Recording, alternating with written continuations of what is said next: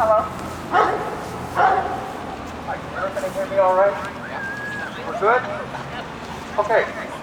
My name is Merle Sarney. I'm from Fredericton here. I've been down here, my fourth time down here. We're not getting much action in our part of the country. Too left, too much university. It's not strong, and we have a population of sheep. They're just following each other. Anyways, my concern is, I've been to a number of these meetings, and I think they're wonderful. I admire the courage of the people who come here time after time, and it's getting the attention. I'm really impressed with what you've done here. I wish it were happening in other places. We have groups, and it seems to me there's about 5 different groups out there, all somewhere close to this kind of a population. And I think it's very important that we tie these groups together. We're turning up maybe 30 people here.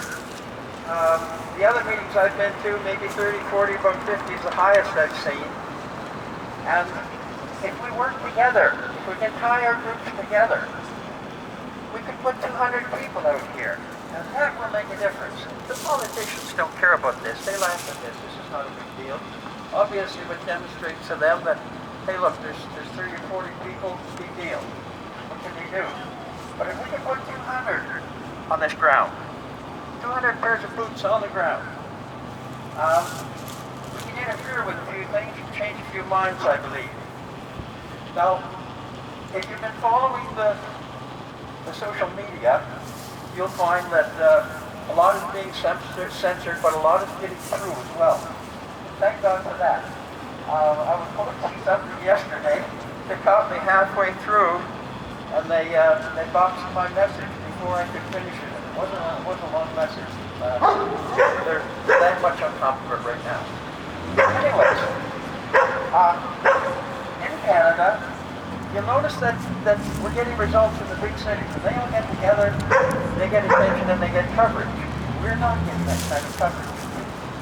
And I believe that they're ramping up in the rural provinces first. Those of us who don't have the big cities and don't have the numbers. They've opened up in Saskatchewan and Manitoba, and they're really starting to nail those down now because the populations are not making a big fuss, and there's a population there to make a big fuss. They're doing that with us here, again, because we don't have that kind of a population, and we're not turning out streets full of people that can get attention.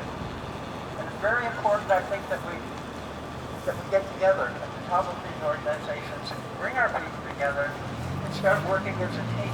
And if we do that, we can bring change. Because, now, I was in town the other day. I went to Walmart for something. While I was in Walmart, the announcement came over, and I think I was there 2 days ago. As of today, I believe it is, if you go to Walmart, even if you had a medical exemption, they're demanding that you wear a face shield. If you don't wear a mask, you have to wear a shield. Otherwise, you can't go in the store. Now, that's happening in other places, I understand, as well. You're not going to get off on a medical exception if they can pull that on you. So, they're getting more desperate. They're hammering down on us. They're talking about sending down groups of 3-4 policemen out to business organizations, and I believe you were talking about that. Yesterday, yeah. Yeah, okay. So that's the way they're going to hit us. They're going to send 3 or 4 goons out into these cars to harass us, to threaten us, to haul us off to jail. They're saying that they're now in the process of going to houses. Now, this is what I'm hearing out of Saskatchewan and Manitoba. They're checking on people's houses. They're watching. They're trying to get the public to snitch on your neighbors, to snitch on you now, to inform us. And I heard that on the way coming down. A message from the government of Canada. If you see a large gathering somewhere, you can call us. You can inform us. Please do. Save everybody. Okay? So that's where we're going. And this is very serious stuff. This is very serious stuff. And now, when you look at groups of 3 or 4 policemen winding up at somebody's door, winding up at somebody's business, okay? Interfering with people who are walking down the street, this is very serious business. And it's not a joke anymore. This looks like Nazi Germany. This looks like Nazi Germany. When you came to one of your neighborhoods, when they check the license plate on your car to see where you're from, that's somewhere else. And then they ask you to identify yourself and explain why you're here. When we reach the point where we have to explain why we are where we are at every minute of our lives, we're pretty much along the way. We're getting very close. Now, politically, I know you're all aware probably of what's happening to the south of us with Trump and the massive corruption that's going on with the voting machines. We never knew that before. That was never mentioned before. And now we're finding out that these are the same voting machines that were used in his country. That killed all the opposition in the last federal election. The same damn bunch of crooks that have elections for sale with their equipment. And it's getting uncovered down there right now. Now, I know many people in Canada are like, Trump's a bad guy, yeah. But right now he's bringing that to light. And if we're smart, we pay attention to this. Because there's no question in my mind that they're using it in our country as well. The last election, come on. Trudeau won it big, hands down? No way. In any case, that's going on. And I believe the way things are going in the South, the way the courts are going, Trump is going to come out on top in the front, in the States. I believe that very strongly. Now, he is not going to want a neighbor to his north, this whole borderline of his country, run by a bunch of socialists. This is very serious. And I think that has a lot to do with why Trudeau is working so very hard right now to clamp us down before that happens. To nail us down so that we're helpless, or that we're feeling helpless. That we're afraid. Well, like we are here today. We're looking for damn police cars. We're looking for groups of 3 or 4 cops to come and harass us or charge us or haul us off. This is very serious business. I thank all of you for coming and standing up. This is what Heroes is about. It's about people who, even though things are frightful, stand up, stand their ground, challenge what's going on, and don't back down.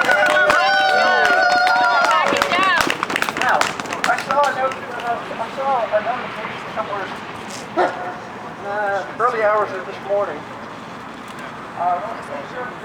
Girl with a rifle. And it said the first rule of freedom is don't give up your guns. I think that's the 2nd, 3rd, 4th rule of freedom as well. Oh yeah. Okay, I think that's the 2nd, 3rd, 4th freedom.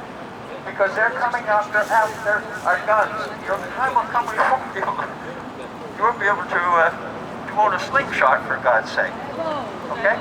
Do not give up your right to protect yourself. Do not give up your weapons. Do not give up your guns. Because when they come for us, they'll come with guns. And they will shoot us. There's no question about that. Okay? I can see that in Facebook, they're running articles now pretty much every day about wonderful policemen in our country. How great these policemen are. Okay? Believe me, if these policemen were all that great, they wouldn't be coming down the streets and harassing us and getting ready to intimidate us and threaten us with being hauled off to jail. Okay? Those guys will be accountable in time. So they're filling us with fear. They're scaring us at every corner.